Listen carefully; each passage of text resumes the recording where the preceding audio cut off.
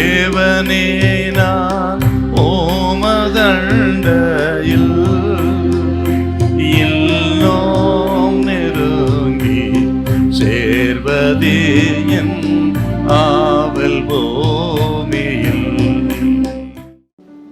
சங்கீதம் 23:4 கொஞ்சம் வாசிங்க பார்க்கலாம்.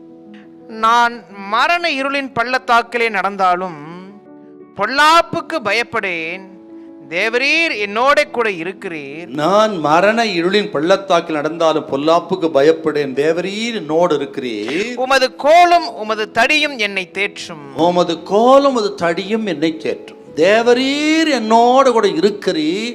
நான் மரண இருளின் பள்ளத்தாக்கு நடந்தாலும் பயப்பட மாட்டேன்.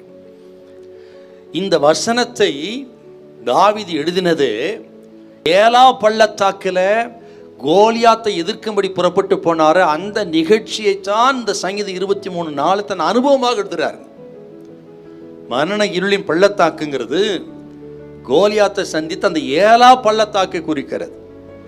அந்த பள்ளத்தாக்கில் கோலியாத்தை எதிர்க்க போகும் பொழுது அவருக்கு உண்டான அனுபவம் மரண இருளின் பள்ளத்தாக்கிலே நடந்தாலும் நான் பயப்பட மாட்டேன், ஏன்னா என்னோடு கூட நீர் இருக்கிறேன். 1 சாமுவேல் 17:37. கரடியின் கைக்கும் சிங்கத்தின் கைக்கும் தப்புவித்தவர் இந்த பெலிஸ்தீனு கைக்கும் தப்புவிப்பார். கரடியோடு யுத்தம் பண்ணும் போது, சிங்கத்தோடு யுத்தம் பண்ணும் பொழுது என்னோடு கூட இருந்தார். இப்பொழுதும் இந்த கோலியாத்தின் முன்பாக நிற்கும் பொழுது என்னோடு கூட இருப்பார். அவர் என்னோடு கூட இருக்கிறவர். தேவரீர் என்னோடு கூட இருக்கு. இந்த விசுவாசம், தைரியம் தான் இந்த கோலியாத்தை வீழ்த்தி மிகப்பெரிய ஒரு வெற்றியை இஸ்ரவேல் தேசத்துக்கு கொண்டு வருவதற்கு காரணமே கர்த்தர் என்னோடு இருக்கிறார் என்கிற தாவீதின் விசுவாசம்.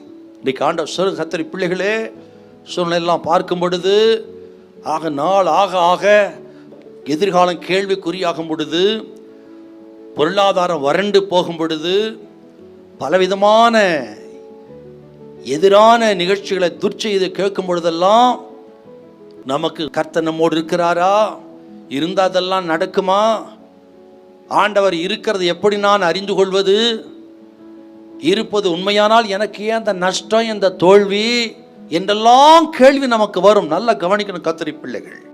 இன்றைக்கு அப்படி ஒரு வேளை நீங்க இருந்தா உங்களை பார்த்து கர்த்தர் சொல்றார், கர்த்தர் உங்களோடு கூட இருக்கிறார். இன்றைக்கும் இந்த நெருக்கடியான காலகட்டத்தில் ஜீவனோடு இருக்கிறோம் என்றால் அவர் நம்மோடு கூட இருக்கிறார்.